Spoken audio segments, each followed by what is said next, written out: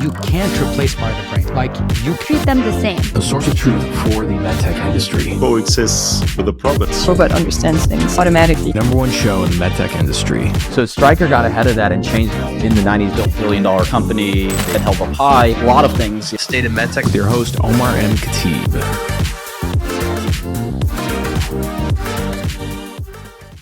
Here we go.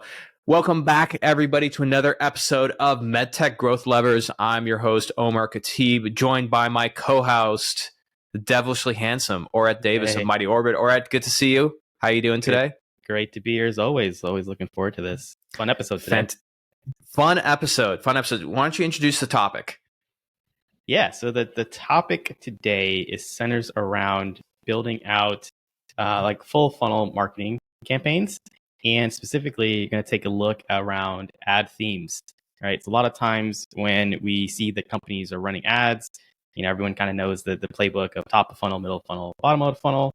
But what does it look like when you structure that in ad campaigns, right? I think we've both seen a lot of times companies always just push for buy now, book a demo, speak to sales. And those are like the only ads that they run.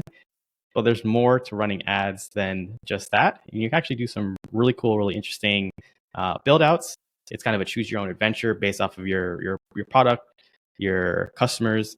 But hopefully this episode, this framework that I've built out, something that we use with our clients, will give everyone here a little bit more ideas, some more inspiration on how you can think through specific ad themes, ad structures, and use that to overall help you dominate your market, dominate your industry, sell more products, devices, and be the leaders in your space. That's perfect. I love it. Pitch. I love it. Yeah. So let me share over on Zoom, and then we're going to share on our other screen here. And I believe if you click follow me, I can actually lead the march for this, which should be great. At the very top of your screen there. We're going to test out this new in the middle. Oh, follow Oret Davis. All right. I'm going to follow Oret Davis. Oh, look, one less thing for me to do. I love it. Yeah. Perfect. So we can totally drive now. So to really just dive into this, we're going to go over basically a complete framework that we've built out, something that we use with clients in terms of how we think through and build out ad campaigns. So this also can apply towards content, like content marketing, social marketing as well too. It's just a general high level framework. Our use case, our kind of viewpoint for today is going to be around ads specifically, but don't let that limit you. So we're going to go over kind of the buyer's journey, define that, some of the ad themes, and then walk through kind of how this applies to, the top of funnel, middle of funnel, and bottom of the funnel. So to kind of kick things off, this is buyer's journey, right? So like I said, top of funnel, middle funnel, bottom funnel, and then paired with that, we'd lump in like the stages of awareness: unaware, problem aware, solution, product, most aware. And, when you get towards the bottom of middle funnel, product can change between MOFO and BOFO. Each of those stages, just kind of the recap for everyone here, different goals and objectives. Top of funnel, you're looking at traffic and awareness. Middle of funnel, you're looking at more engagement, conversions. Bottom of funnel, looking purely at driving conversions, book demos, calls, sales, devices sold, whatever it may be. And then each of those has some themes that we like to throw in with them, right? So how we solve a pain point oriented, product service overview, results, old way versus new way. You can have an us versus them. And then down at the bottom of the funnel, like you're pitching case studies, book a demo, cost of not working with us. Right. So that's the quick kind of 30-second overview of that. We're going to dive now into some ad themes overall. And like I said, this is not meant to be an exhaustive list, but some suggestions, things that we've seen work well in the past, things that we generally like to include.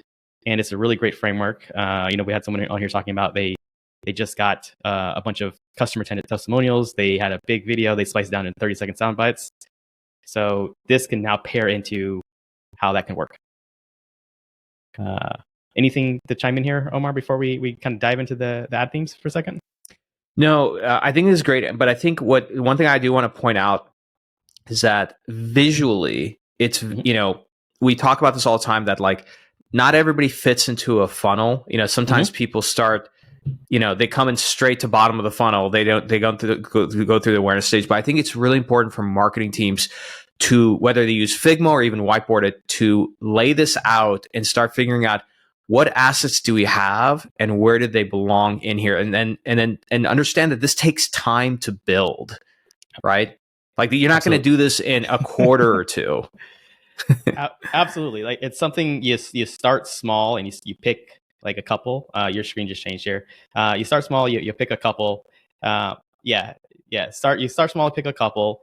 And as Omar's point is, the funnel is a oversimplification of where people go in the buyer's journey. Like they can bounce in and out of various stages. They can also stay in stages for an extended period of time, right? People, depending on your sales cycle, prospects can stay in the top of funnel stages for months, years. They can stay in the middle of the funnel for a similar time period or bottom of the funnel. If you've ever had a very long stalled sales process where you're talking to the buying committee, they're in that BOFU stage for months, right? How do you layer on elements instead of just, hey, what's the update? Hey, what's the update? Hopefully this gives you a little bit of idea, a little bit of framework on some other elements to layer in. It definitely takes time. Definitely something all companies should build up to, but you don't have to just start with buy now, which is the messaging that is, I think 95% of companies, that's all they lead with and nothing else. They may get another value proposition in there, but it's buy now. Really, I think it was really good point about that one. Something can you go back real quick? I want to point something out to people because again, I think that where people in medtech and digital health, I don't want to say shine in because there's a lot to be improved on, is of course bottom of funnel. The key thing to look at top of funnel, and Oret has this listed out, is that in terms of level of awareness for your audience, this is the most unaware group of people. And so in terms of your messaging, I like to think of messaging as indirect and direct. So when you're dealing with top of funnel with your most unaware buyers, your messaging has to be indirect, meaning that you're focused on problem, right? So if you have so for example, if you look at like Echo Health, right? They focus on like heart failures and murmurs, etc. They don't start top of funnel by saying, hey, here's our smart stethoscope. They start by talking about the problem, things that are going to get the attention before they even mention the product, the brand, etc. Right? And so you have to think about if it's top of funnel, most unaware group, so your messaging has to be indirect. And even at that level, doing things that are just going to get attention, like let's say, I'm making this up, but like photos with you and a really well-known thought leader in the space at a conference, has nothing to do with your product company, whatever, but it gets the attention, right? And the whole point is get the attention, get them into the funnel, and then you start working them down. So I just wanted to make sure I touch on that. Absolutely. Really, really great point there. So moving on from there, I'm going to show just some examples of ad themes. Right, I'm going to try and zoom in here. There we go. So just going to show some examples of ad themes. Like I said, a lot of times we see companies, they go straight to the book now, buy now. Doesn't need to be the case. These are some suggestions. This is not an exhaustive list. There's hundreds of more of potential ad themes that you can use and you can mix and match. But just to show some examples, right? Like top of funnel, you have the core product, you have the problem solved, you have unique value proposition, you have benefits, you have urgency and scarcity, you have competitor comparisons, you have statistics and facts, old way versus new way, like before and after, objection handling. So what are questions that are coming up during sales meetings? So that typically is a little bit more middle of the funnel or typically bottom of the funnel. But like I said, we like to create these matrices of a lot of different talking points, a lot of different value propositions, objections, things that we're hearing from sales teams, case studies that they have, all the resources, assets, just kind of pulling everything in together to kind of create this overall like theme group or theme buckets. That way, then later down the line, we can start to pick and pair, hey, this belongs more top of funnel, this belongs more middle of funnel, this belongs more bottom of the funnel. And here are now specific examples of problems that we solve. We solve these 4 or 5 problems, or here's specific examples of success stories or use cases. Fit these buckets. Same thing with benefits, or hey, we just launched new features. We should find a way to incorporate those new features. They probably don't belong necessarily top of funnel. They could, but they're more focused on middle funnel or bottom of funnel, people that are kind of already in our sales process. Yeah. One of the themes that I really like And I think that when you frame it like this serves as content for organic and ads that can be both top, middle, and bottom of funnel, depending on how you frame it. But I like to call them RTB, or reasons to believe, right? And so if you have like reasons to believe in terms of, and that doesn't necessarily need to be product related. So for example, if you look at, let's say in the robotic space, right? A reason to believe is to believe that using a robotic platform is a lot more accurate, precise, and faster than doing it manually, right? It has nothing to do with your product. It has to do with a new way of solving an old problem, you know? So I think those are always dynamics that you have to keep in mind. I'm going to add one here for worldview. Like, what is your worldview, or like your opinion, your strongly held belief, right? Because that could be absolutely should be an ad theme. You know, like I said, we believe the world is this. We want people that also believe that this is the future. I think you do a lot of times the early adoption curve. Like, we want to find the early adopters, the like true believers that this is the future of medicine, of the way that we view the world, the way we work. So yeah, I like that one. So I've added that to our theme group here. Yeah, and just like if you think about, I don't like to people that start worrying about attribution right away, but I think especially when you are at the beginning of the adoption curve, so you're dealing with innovators, so you're not dealing with a huge population yet. Sorry, my kid's in the background having fun. Hey, it's the beauty of running these shows from home. One of the things that I want people to think about is that you can run these ad themes and come up with a thesis. So you can come up with a thesis of like, how many ad themes do you have here, or at roughly like 15, 16? Yeah, around there.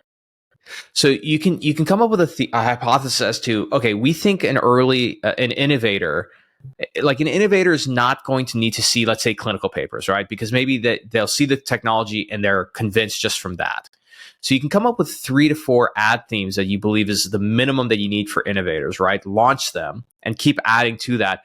But over time, as you start seeing people come into your funnel, then you can kind of look at the attribution through HubSpot or whatever CRM you have and say, oh, like, on average, people who have come into our funnels and gone to completion and we identify as an innovator, on average have interacted with these types of content and ads. And now you have a group where you say, okay, this is the group that we sort of fund and we build on, right? You know, and so the only reason why I mentioned that is that I don't want marketers to think they have to create all this content and everything. It's like, start with some buckets and start adding onto it one by one by one. Yeah, absolutely. And I think that kind of segues into the next section here. But yeah, this definitely don't go out and make all of these from day one. You don't have enough proof, enough validation. But like I said, this is meant to give you a starting point. Like, we don't have to just run direct response, bottom of the funnel, book a meeting now type campaigns. We can find a way to mix in, for example, like for one client, we're going to do basically a screen grab of a press release that they have, a major publication talking about the product, screen grab of that, and that's the ad, right? And so like that could be something that is used that you might not think to use or showcase because you haven't seen the example before, but it can work. And it takes a little bit minimum creative effort.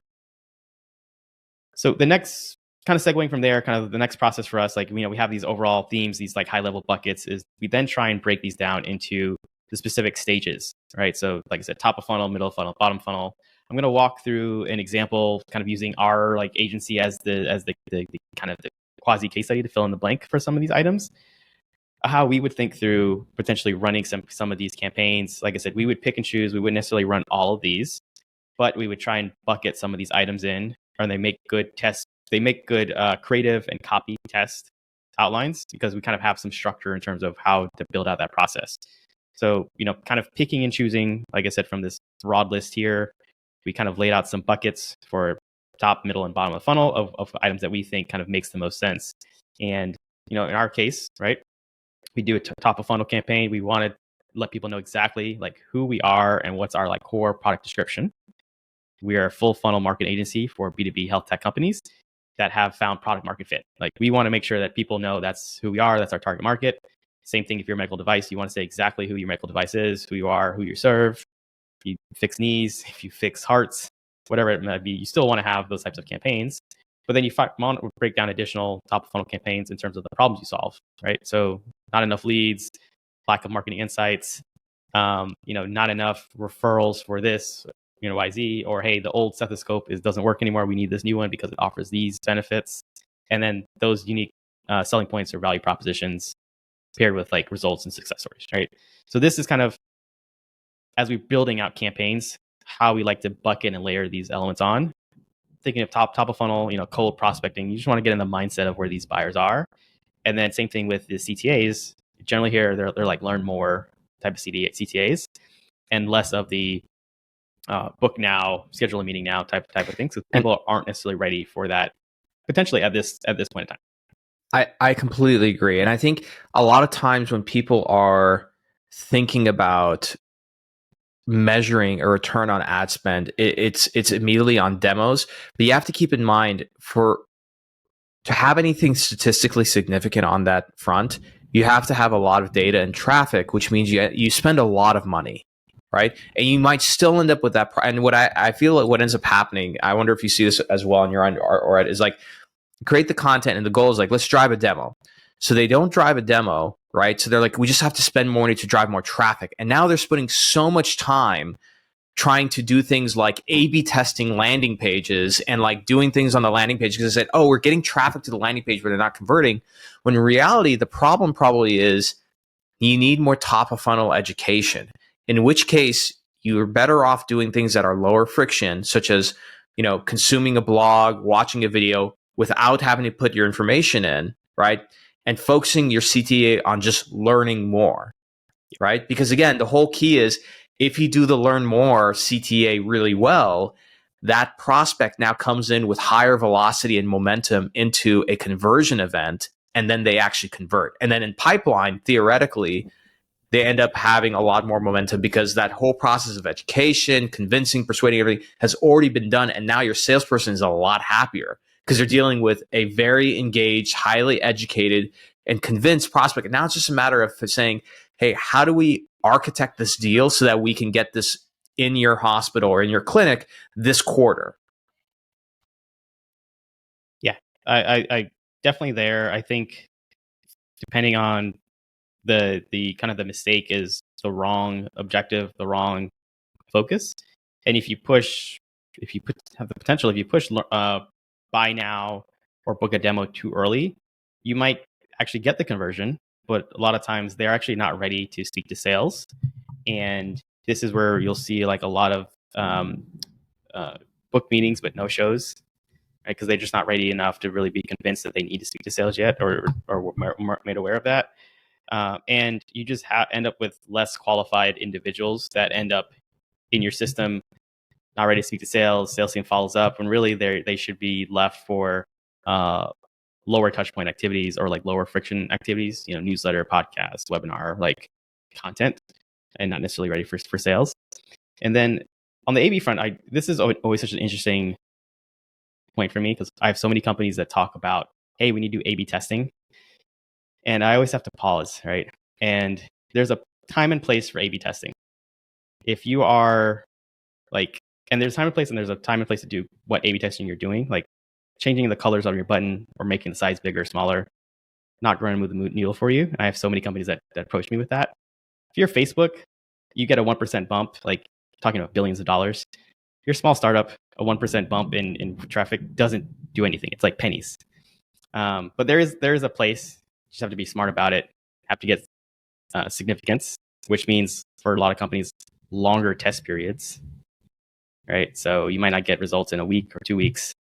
So it's a lot of educated guessing because you don't have the traffic to meet the true like statistical significance in campaigns. Yeah, and I think the other thing that people have to keep in mind, even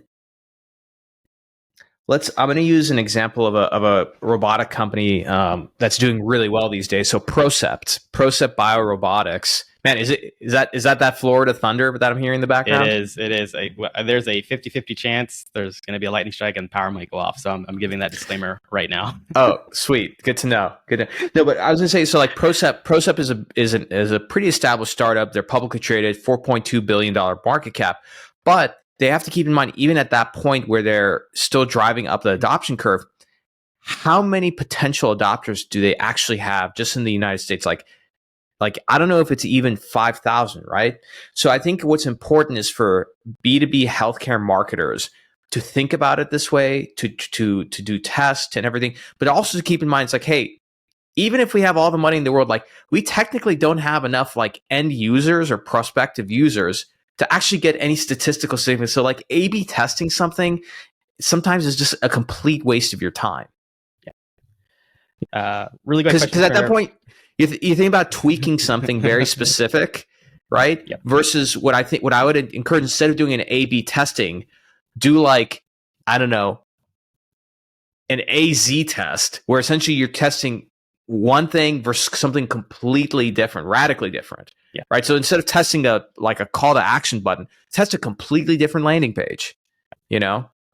Granted, the one problem there is like you have multiple variables. I get that, but again, think about statistical significance. Yeah, you have to have drastic zero. I call it 0-1 moments and things like that. But hey, really good question here from Sheila. Does this information of the ad themes apply to all platforms, Google, Facebook, LinkedIn, and YouTube? And the answer, yeah, it applies across the board. Like, don't just think of this as, hey, I'm only going to do this on like one channel. We're going to run all these ad themes. It's like, no, use the collective mix of all channels. Like, it's a marketing system. So you might find that, hey, Facebook is really good for our top of funnel campaigns, our awareness type assets. Like, let's push these things there.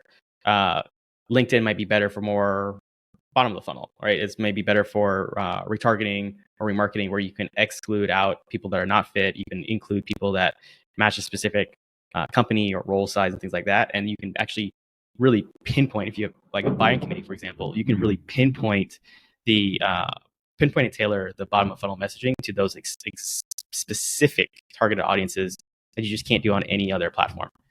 So yeah, across the board, use these across the board and kind of build out the marketing system and our marketing ecosystem as you think about ad campaigns and ad structures. So yeah, really, really great question. It's across the board. Yeah, cool. So I think moving on from there, kind of like middle of the funnel, just continue some more examples. Like I said, we're pulling from the broad ad themes, ad sets here. These are now more, testimonial, case study driven. I have an example here of like company social or press releases, right? So in a spot like this, you might want to promote your latest YouTube content or long form assets, right? There may be additional sales collateral or sales training. So I think of these as think of them like lead magnets, but I think more valuable than the traditional lead magnet. Like it's a real in-depth breakdown, or you going over like a white paper or something like that.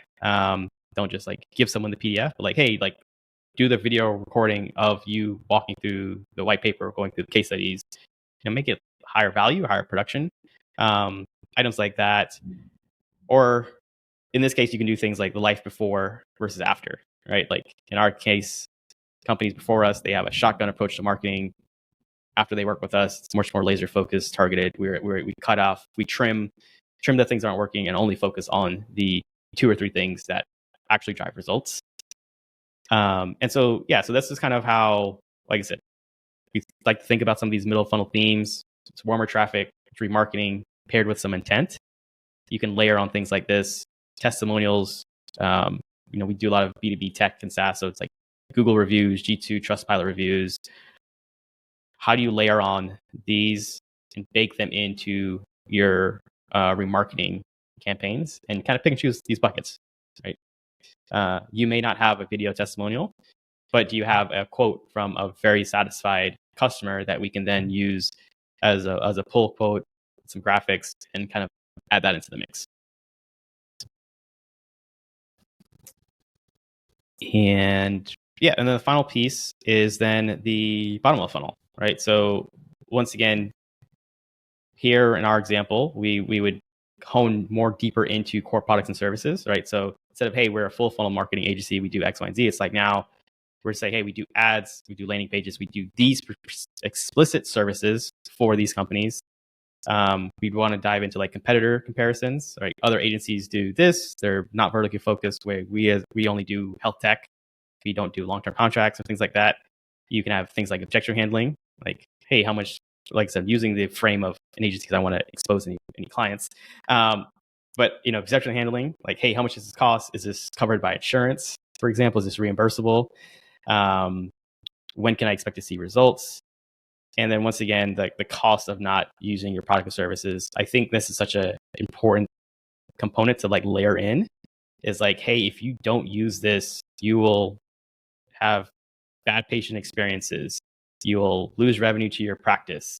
Kind of those fears of loss and of gains. Like, how do you play on those at the more bottom of the funnel approach, while still handling objections?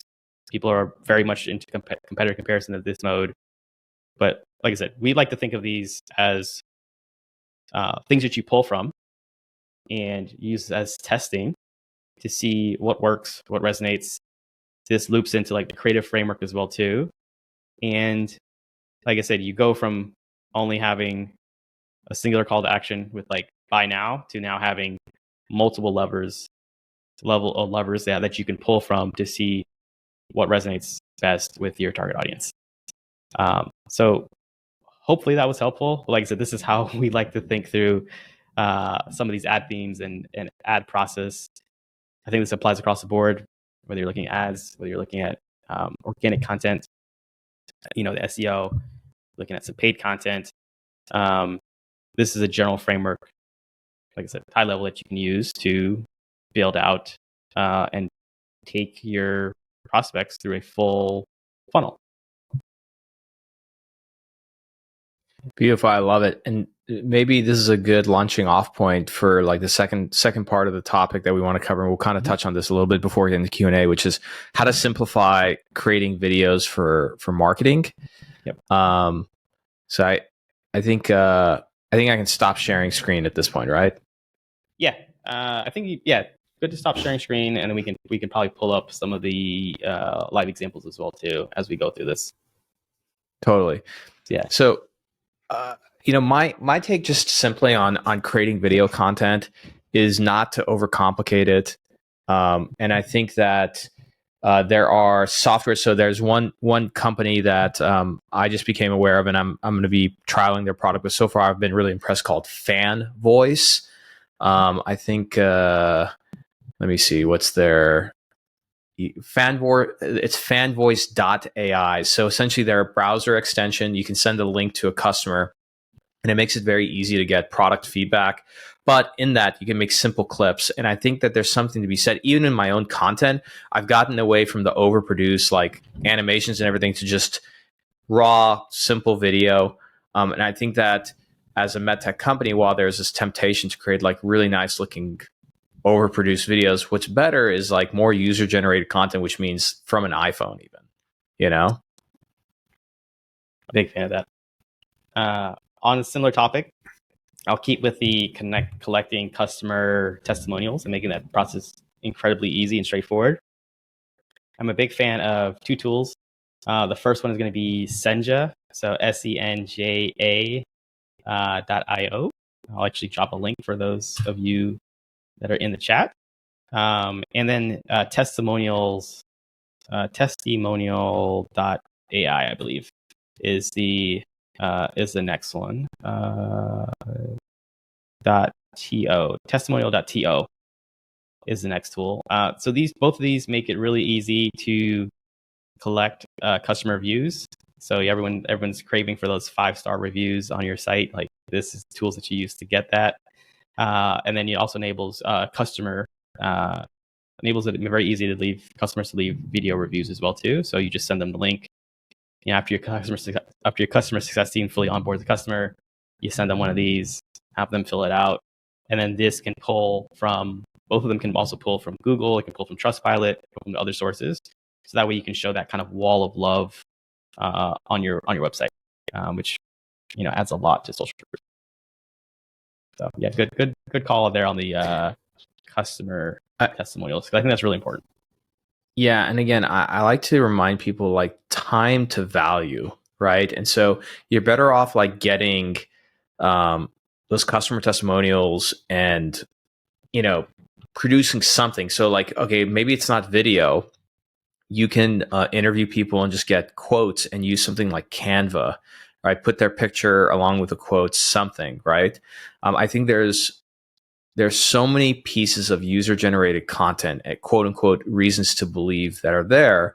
You just have to remove the filter of like, oh, I really want this to look pretty and nice. And I think, I don't know, in my opinion, I think a lot of marketers hide behind this overproduced content, because if you have to produce a piece of really nice looking content, that's what you're putting all your time on. And it's easier technically to do. The problem though is that we're not looking for easy, we're looking for what's most effective, right? Yep. And so overproduced content takes more time, it takes more money, etc. But again, it's easier to do because like when you're working on one video, it's like, oh yeah, I'm spending a month to work on this. Yeah. It's easier to get user generated content, but once you get it, like the work shifts from creating the content to actually deploying it, which is really the most important part, is the deploying of and distribution of the content. Because again, at the end of the day, you do not know what's going to work and what's not going to work. You don't know what's going to resonate. Everything's a hypothesis until you test it in the market. And so you're better off putting out a lot of tests. Yep. And seeing what works. And you have to give these things time. Some people think, I think 2-week sprints and month-long to 2-month-long campaigns are good to get an idea. But a lot of times, buying cycles happen in seasons, And so I think that's the other consideration. You might have a piece of content that's really good, but it's not the piece of content needed for your current place in the adoption curve, if that makes sense. So I think we covered our topics today, or anything else, or should we get into Q&A? Yeah, we can roll into Q&A. I've got some other tools as well too. We can talk about that. So we'll kind of leave it up. If we don't have any Q&A, we can talk about tools. I'm always down to talk about more tools. But if we have Q&A questions, always open to those as well too. Perfect. And of course, like I'm monitoring our LinkedIn stream. So if people on LinkedIn want to drop a question in the comments, they're able to. I see a good amount of people watching, considering we're heading into Labor Day weekend. But for those who have a question, you can go ahead and unmute yourself, or just ask a question in the group down below. Or if you want anonymous, just private message us and we'll keep you anonymous. So we'll open it up. Who has the first question? I'm going to ask because I'm going to switch to my phone here in about 5 minutes to do car line pickup. But so I'm good at gathering video footage of my customers. I do a good job of I'll do a Zoom call with someone and I'll record the Zoom call, or they'll send me videos of them using the product, saying all this stuff. My problem is I just need someone to quickly tell me how to dispense that. Is that being used for ads? Is it being used in a quick LinkedIn post? Is it being used on a YouTube channel? All the above. I can't wrap my brain around. Sometimes I gather all of it and it's sitting there and I don't know what to do with it. All of the above. And what I agree. I would recommend, so if you have a YouTube channel, I would have a playlist dedicated purely just to customer testimonials, and just have that, dump all of them there, every single last one. When people are looking at your product or service and then they find your YouTube and there's literally just a little playlist of positive reviews. Think of how powerful that ends up becoming. So I absolutely do a YouTube playlist. Absolutely share it on LinkedIn, and absolutely run them as ads, right? I would do all three, and then that way you can see what resonates. But no matter what, YouTube should be your storage, not dumping grounds, but it should be your storage for all those. I think it's probably one of the most visible, and use the appropriate title. That way you can hopefully get some SEO value out of it as well too. But is there time frames? Is it for YouTube, cut that video from 60 minutes, say I have 60 minutes footage, versus what are the time slots they should, yeah. I'll jump on this. Yeah. So I think you should do all three. So it's good to have long form. So like long form meaning like more than 5 minutes, right? So those are good to have. From that long form, you can do one of two things. One is that you can use, I mean, now all video editors have the AI option to create a timestamps for you. So you can look at the timestamps, and either you can wait if you have enough traffic to see like what people are watching, or what I recommend is just jump ahead of that and look at that video and be like, oh, this is actually a good query, which is like, what are the best ways to do X, Y, Z, or whatever it might be. Create a medium form video on that. Medium form being anything from like 1 to 2 minutes to 5. Post that on YouTube. And then even from there, if within that video there's like a hot take or something that's quotable, create a YouTube short out of that. Just know that within YouTube itself, it has its own funnel. And so for me on my show, like once you have YouTube channel, you should get YouTube Studio as an app on your phone. And every week I get a update from YouTube Studio as to like, what are the most watched videos? How did people discover me? So like for me, people discovered my show by either YouTube Shorts or SEO, which means that, okay, what I need to start doing is really focusing on those two elements, right? And then they'll get exposure to the content that way, right? And then once they're into my show, I should have more medium form stuff because not everybody's going to jump in and watch an hour-long podcast. Okay, thank you. Yeah, no problem. I think I wonder, Aura, if you agree, but I think that if you take that approach, if you think about like your YouTube content strategy, you can take that and deploy it in different ways on like Instagram, Facebook, and LinkedIn even. And it doesn't have to be all those videos, but then kind of gives you like, at least you have, if you create for your content funnel on YouTube, you have a lot of assets already. And now you can start deciding like, oh, we can run ads with this asset on Instagram. We can do organic posts with this asset on LinkedIn, Yeah. And then on the short form side of the equation, specifically on YouTube, if you make those sound bites, you can actually do, YouTube has an option to do related videos. So if you see a good short form video that's performing well, you can attach it to the longer video. So if you have that that really powerful soundbite of the case study or kind of the outcome, the before and after that someone has of using your product or service, you can take the clip soundbite and then have it related towards the longer, 5, 10, 20 minute case study video. Yeah, there's, like I said, I would do it all and like kind of figure out what works. Pick your 2 channels that you think are really really beneficial, but in the long term, absolutely just have that stuff on YouTube and then find ways to promote it organically and paid.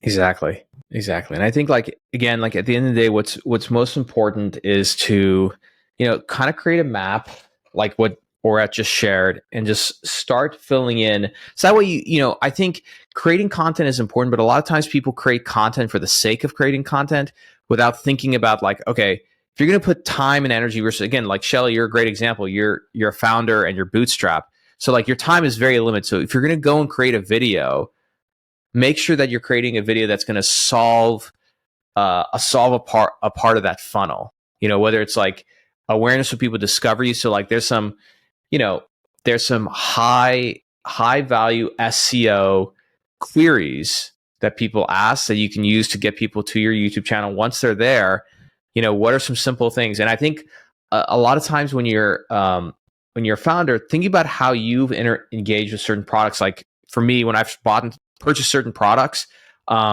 something that always shocks me is that when I go to YouTube, because I'm like, oh, how do I best use it? How do I get started? The company never has a simple video on that. It's usually like a YouTuber who did a video on like, here's how to get started with this product. Like it's such a simple one, I would like to say, as someone who is not a marketer, I've gotten, advice like, here's the keywords, here's a phrase, here's a question people are searching for. And I've done those videos. And then there was one that I did on my own, boring, sterile, no graphics, no nothing, a little bit of text on the bottom, like that said my name or something, but 22 minutes of me talking into a camera. And it was my most watched video. And I picked the title, even though the marketing people were like, ooh, top mistake made, top 3 things to know, which I had done all those. And I'm like, no, I kind of want to just try something different. And I was like, just put scared to have knee replacement surgery. Like that was it, like, and watch this. And even the image, they're like, we want to put you in a lab coat with your glasses on, looking all smart. I'm like, no, so again, I also think that in marketing, sometimes you're like, you need to do YouTube shorts. My YouTube shorts suck. So I think also as a founder and someone who understands their product and their customer really well, sometimes you're creating something that's not already out there and you're not competing. So there might be a top 5 list and a top 3 list and 10. Anyways, I'm just saying a shout out to me being like, I think I really want to create this, even though no one's telling me to create this. And then it just happened to be, my best performing video. So just food for thought. Great. No, I agree. Awesome. And sometimes, like I'll give you an example, okay? And this is where as a marketer, as an entrepreneur, you have to be really good about asking, like being very observant and asking questions. So like there was a period where there was the video format that I think Alex Hormozi popularized, which is like the animations and everything. And it worked because it worked as a great pattern disruptor. Like you'd be scrolling and it would get your attention. Well, after 6 to 9 months, everyone's video looked like that. So guess what? Doesn't work anymore. So at that point, even with my own show, we shifted the way we make our videos because we started asking ourselves like, okay, who's our average listener and consumer? Like, do they need all these animations and everything? It's like, no, actually we just need to put like a little bit longer clips so they can get the context of the video, right? So I think asking yourself those kind of things, which is like, okay, what's going to get attention? And then what does my end user like really want to see, right? And a lot of times it's a lot simpler than you might think. All right, do you agree? Yeah, I do. I don't really think there's anything else to add there, but test it all. Test it all. Exactly. Test it all and see what sticks. Perfect. Well, I think it looks like we covered everybody. No more questions. So so we'll go ahead and end it there. For those who are interested in joining our Zooms, check the show notes below. If you're listening to this on podcast, we'll have a link. We do this every week. It's open to everybody. We recommend you join, and we'll see you all next time. Thanks for checking out this episode. If you want to do me a big favor and join so many other people who have helped grow this podcast, take a second and look below. If you're on Apple, give us 5 stars and write a short review. If you're on Spotify, just give us 5 stars. And if you're on YouTube, hit the like button. And most importantly, if you can, subscribe. We release so many different episodes that you may miss. Be sure to subscribe and turn your notifications on. You get extra points with me if you subscribe across all 3 channels. Thank you so much. And if you felt like this episode helped you, send this to somebody who'd really enjoy and appreciate it. Share and spread the love. We'll see you all next time.